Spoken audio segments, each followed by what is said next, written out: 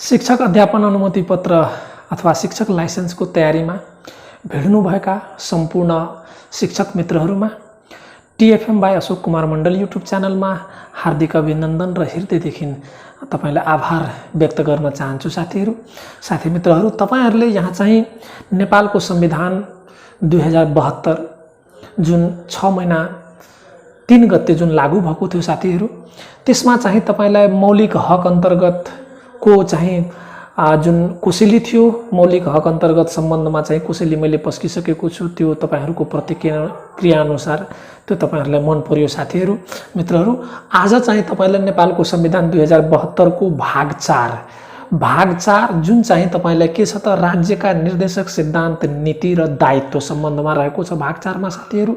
जसमा चाहिँ तपाईलाई भाग 4 मा राज्यका निर्देशक सिद्धान्त नीति तथा दायित्व अन्तर्गत तपाईलाई धारा 49 देखि धारा 55 सम्मको साथीहरू जम्मा 7 वटा धाराहरू चाहिँ त्यहाँ समेटिएका छन्। 7 वटा धाराहरू तपाईलाई भाग 4 अन्तर्गत समेटिएका राखिएका छन् भने साथीहरू यहाँ चाहिँ धारा 49 मा के अरे यहाँ चाहिँ अब निमावी तहको तयारीमा बस्नुभएका साथीहरूले राज्यको निर्देशक सिद्धान्त र नीति सम्बन्ध मात्रै पढ्नुपर्ने छ भने मावि तहका साथीहरूलाई चाहिँ राज्यको निर्देशक सिद्धान्त नीति तथा दायित्वसँग सम्बन्धित सबै कुराहरू चाहिँ पढ्नुपर्ने छ साथीहरू। त यहाँ साथी मित्रहरू तपाईलाई धारा 49 देखि जुन धारा 55 सम्म जुन भाग 4 मा व्यवस्थित गरिएको छ, जस अन्तर्गत तपाईलाई 7 वटा जुन धाराहरू चाहिँ के अरे राखिएका छन्। त त्यसमा चाहिँ धारा 49 मा मार्ग निर्देशकका जम्मा चाहिँ यहाँ चाहिँ रूपमा रहने भन्या छ। धारा 49 मा तपाईलाई के गरेछ त, मार्ग निर्देशकका रूपमा रहने गरी चाहिँ 2टा उपधाराहरू राखिएका छन् साथीहरू। त्यो 2टा उपधाराहरूमा मध्येमा अब जुन चाहिँ तपाईलाई धारा 49 मा मार्ग निर्देशकका रूपमा रहने जुन भन्या छ, त्यसमा चाहिँ तपाईलाई 2टा उपधाराहरू राखिएका छन्। त्यो 2टा उपधाराहरूमा साथीहरू यहाँ चाहिँ तपाईहरुले ध्यान दिनुपर्ने के छ भने, त्यो 2टा उपधाराहरूमा अब उपधारा नम्बर 1 मा तपाईले के भन्या छ त, यस भागमा चाहिँ उल्लेख गरिएको जुन राज्यका निर्देशक सिद्धान्त नीति तथा दायित्व छ, त्यसको चाहिँ है दायित्व राज्य सञ्चालनको मार्ग निर्देशकको रूपमा रहनेछ भन्या छ भने अब उपधारा 2 मा तपाईले के भन्या छ त, राज्यका निर्देशक सिद्धान्त नीति तथा दायित्व अन्तर्गत है दायित्वको चाहिँ कार्यान्वयन गर्न आवश्यकता अनुसार स्रोत साधन परिचालन गराउने भन्या छ साथीहरू। जुन चाहिँ धारा तपाईलाई यसमा चाहिँ उपधारा 2टा राखिएको छ भने अब धारा 50 मा तपाईलाई निर्देशक सिद्धान्तहरू राखिएका छन्। निर्देशक सिद्धान्त अन्तर्गत तपाईलाई 4टा उपधाराहरू राखिएको छ साथीहरू। 4टा उपधारामा पहिलोमा तपाईलाई राज्यको राजनीतिक उद्देश्य हुनेछ, अर्थात राज्यको चाहिँ सार्वभौम सत्ता, त्यसपछि राज्यको तपाईलाई जुन अखण्डता छ है, राज्यको जुन हुनुपर्ने जुन दायित्व छ त्यसलाई चाहिँ राज्यको राजनीतिक उद्देश्य हुनेछ भनेर तपाईलाई राखिएको छ भने दोस्रो उपधारामा धारा 50 को दोस्रो उपधारामा राज्यको सामाजिक र सांस्कृतिक उद्देश्य हुनेछ। अब तपाईलाई राज्यको सामाजिक र सांस्कृतिक उद्देश्य हुनेछ भन्या छ भने तेस्रो उपधारामा राज्यको आर्थिक उद्देश्य हुनेछ साथीहरू। त यहाँ तपाईलाई 1 देखि 3 मा उपधारा जुन 50 को के अरे 50 को चाहिँ उपधारा 1 देखि 3 मा 3टा उपधारामा उद्देश्य हुनेछ भन्ने व्यवस्था गरेको छ भने तपाईलाई चौथोमा चाहिँ राज्यको अन्तर्राष्ट्रिय सम्बन्ध निर्देशित हुनेछ भन्या छ साथीहरू। यो डिफरेन्स हो। 3टामा उद्देश्यको रूपमा हुनेछ भन्या छ भने यहाँ चाहिँ अन्तर्राष्ट्रिय सम्बन्ध निर्देशित हुनेछ, जुन तपाईलाई यहाँ राज्यको अन्तर्राष्ट्रिय सम्बन्धसँग निर्देशित हुनेछ भन्या छ साथीहरू। त्यस्तै तपाईलाई अब धारा 51 को कुरा गरौँ। धारा 51 मा तपाईलाई तीन मुख्य नीतिहरू राखिएका छन् साथीहरू। त जस अन्तर्गत तपाईलाई जम्मा मुख्य नीति 13 वटा छन्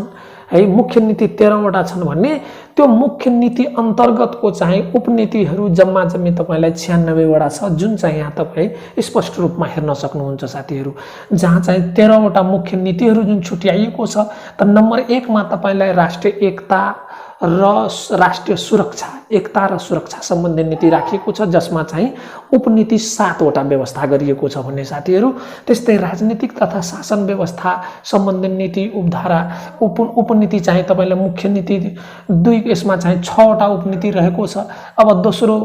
तेस्रो चाहिँ सामाजिक तथा सांस्कृतिक रूपान्तरण सम्बन्धी नीति छ, जस अन्तर्गत तपाईलाई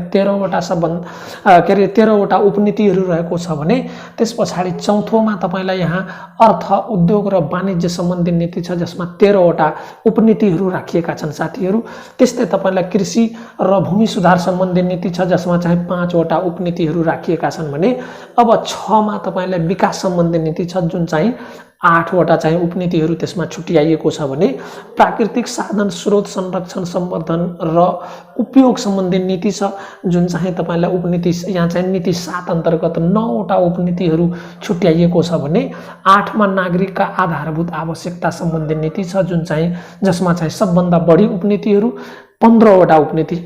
उपनीतिहरू राखिएको छ भने 9 मा चाहिँ तपाईलाई साथीहरू श्रम र रोजगार सम्बन्धी नीति छ, जसमा चाहिँ 6 वटा उपनीतिहरू राखिएका छन् भने 10 मा तपाईलाई सामाजिक न्याय र समावेशीकरण सम्बन्धी नीति, जसमा चाहिँ तपाईलाई 14 वटा उपनीतिहरू राखिएको छ भने 11 मा चाहिँ तपाईलाई न्याय र दण्ड व्यवस्था सम्बन्धी नीति छ, जस अन्तर्गत तपाईलाई 3 वटा उपनीतिहरू राखिएका छन् भने अब यहाँ चाहिँ तपाईलाई अनि 12 मा चाहिँ तपाईलाई पर्यटन सम्बन्धी नीति छ, जस अन्तर्गत 1 वटा मात्र उपनीति रहेको छ भने अनि 13 मा चाहिँ अन्तर्राष्ट्रिय सम्बन्ध सम्बन्धी नीति, जस अन्तर्गत तपाईलाई 2 उपनीतिहरू राखिएका छन् साथीहरू। त यो उपनीतिहरू जम्मा तपाईलाई 96 वटा छन् र मुख्य नीतिहरू चाहिँ तपाईलाई 13 वटा छन् साथीहरू।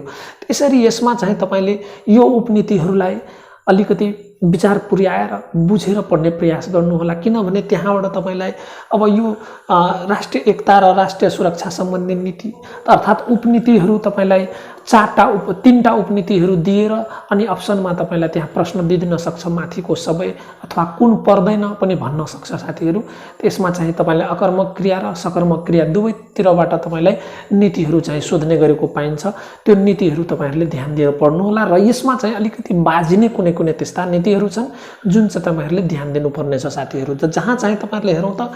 यहाँ चाहिँ तेस्रोमा 3 नम्बरको जुन नीति हो है,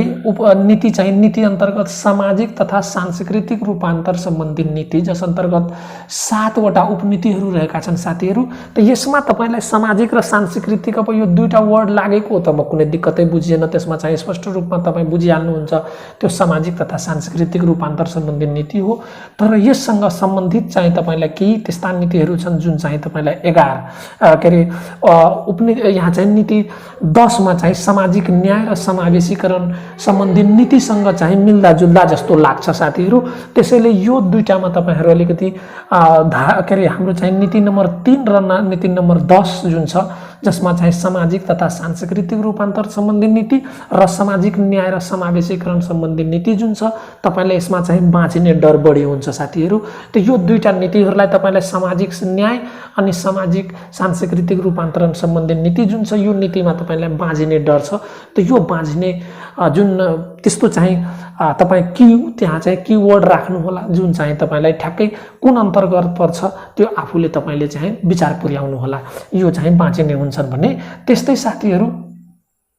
तपाईलाई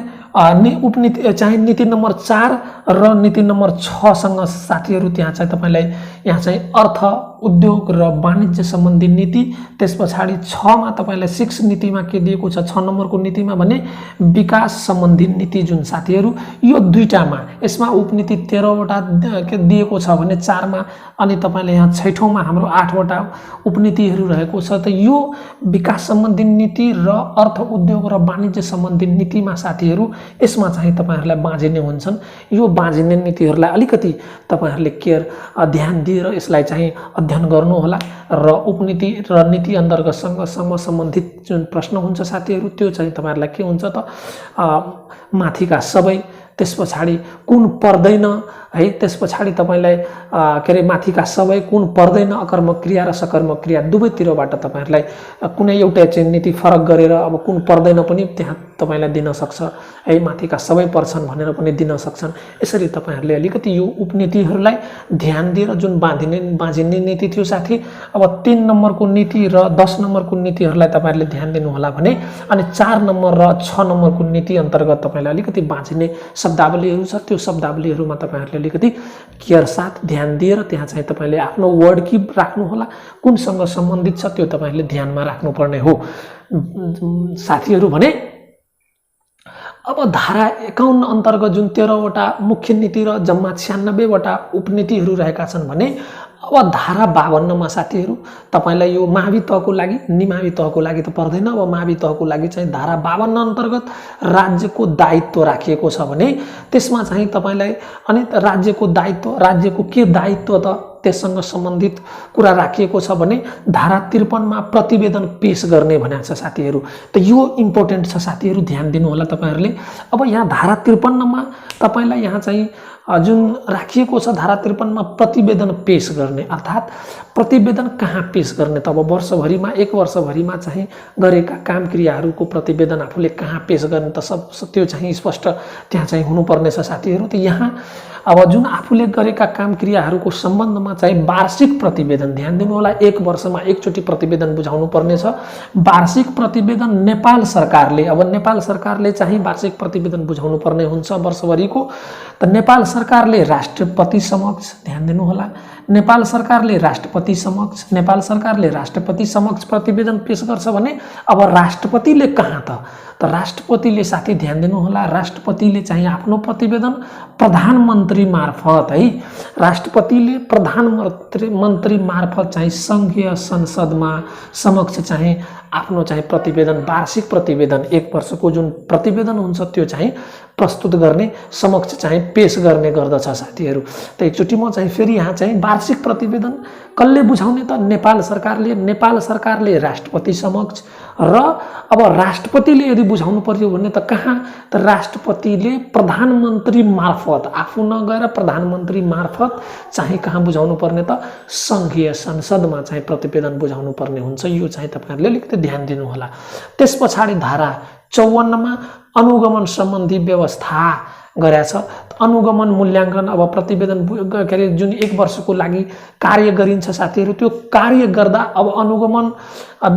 सम्बन्धी व्यवस्था चाहिँ कसले त अनुगमन कसले गर्ने, रेखदेख गर्ने त्यसको मूल्याङ्कन गर्ने त्यसको लागि चाहिँ एक समिति रहनेछ भनेको छ। केन्द्रीय स्तरमा एउटा समिति रहन्छ जसले चाहिँ अब यहाँ चाहिँ राज्यको निर्देशक सिद्धान्त र नीति तथा दायित्व अन्तर्गतको जुन कार्यहरू गर्दछन् त्यसको चाहिँ कसले चाहिँ त्यसको रेखदेख गर्ने त त्यसको लागि एउटा समितिको व्यवस्था गरिएको हुन्छ। त्यो समितिमा कतिजना सदस्य त्यस्तो चाहिँ तोकिएको छैन साथीहरु। त्यस्तै धारा 55 मा अदालतमा प्रश्न उठाउन नसकिने, अर्थात तपाईलाई यहाँ के भनेको छ भने धारा 55 साथीहरु राज्यका निर्देशक सिद्धान्त नीति र दायित्व अन्तर्गत तपाईलाई कुनै किसिमको यहाँ चाहिँ जुन यहाँ धारा 49 देखि तपाईलाई 55 सम्मको 54 सम्मको जुन धाराहरू रहेका छन् त्यसमा चाहिँ समेटिएका जुन बुदाहरू छन् त्यसमा चाहिँ जुन धारा अन्तर्गत रहेका जुन नीतिहरू रहेका छन् है, सिद्धान्त नीति र दायित्वहरू रहेका छन् त्यसको सम्बन्धमा कुनै किसिमको अब चाहिँ प्रश्न उठाउन नसकिने, त्यसमा चाहिँ काम भयो भएन भनेर जुन त्यहाँ उल्लेखित छ त्यसको सम्बन्धमा चाहिँ अदालतमा हामी प्रश्न चाहिँ उठाउन नपाउन नसकिने चाहिँ प्रावधान रहेको छ। यसरी साथीहरु मित्रहरु तपाईहरुलाई यहाँ चाहिँ नेपालको संविधान 2072 अन्तर्गत भाग 72 को चाहिँ भाग 4 अन्तर्गत जुन राज्यको निर्देशक सिद्धान्त नीति र दायित्व अन्तर्गतको यस्ता चाहिँ तपाईलाई धारा 49 देखि 55 सम्मको जम्मा 7 वटा धाराहरू समेटिएको छ। र यो कोसेली तपाईहरुलाई कस्तो लाग्यो कृपया एक लाइक र आफ्नो प्रतिक्रिया कमेन्ट्स बक्समा अवश्य दिनु होला। त्यसबाट मलाई तपाईहरुको चाहिँ के रे सल्लाह सुझाव र के रे सल्लाह सुझाव थाहा हुन्छ र त्यसबाट मलाई ऊर्जा प्राप्त हुन्छ। साथै यो युट्युब च्यानलमा तपाईहरु नयाँ हुनुहुन्छ भने एकचोटी सब्स्क्राइब गरी बेल आइकन थिच्दिनु होला ताकि त्यहाँबाट तपाईलाई अब यो जुन च्यानलबाट मेरो जुन च्यानल छ यो च्यानलबाट तपाईलाई पस्किने जतिको कोसेली हुन्छन् तपाईहरुले छिटै प्राप्त गर्न सक्नुहुनेछ भन्ने अनुरोधका साथ तपाईहरुबाट बिदा हुन चाहन्छु। धन्यवाद।